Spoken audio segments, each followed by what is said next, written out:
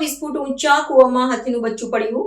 One વિભાગ દ્વારા બચાવ કાર્ય કરાયું તેજ. કર્ણાટકના દક્ષિણ કન્નડ વિસ્તારમાં વહેલી સવારે એક દુર્ભાગ્યપૂર્ણ ઘટનામાં હાથીનું નાનું બચ્ચું અચાનક 20 ફૂટ ઊંડા કૂવામાં પડી ગયું હતું.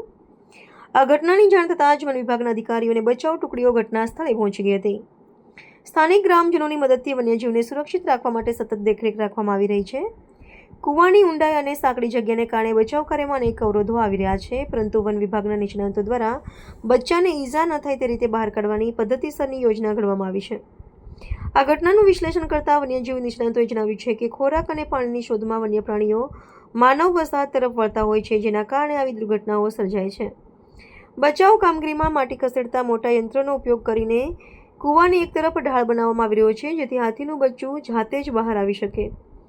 આ દરમિયાન વન્યજીવ તબીબોની એક ટુકડી પણ તૈનાત કરવામાં આવી છે, જે બચ્ચાની શારીરિક સ્થિતિ અને તેના સ્વાસ્થ્ય પર સતત નજર રાખી રહી છે.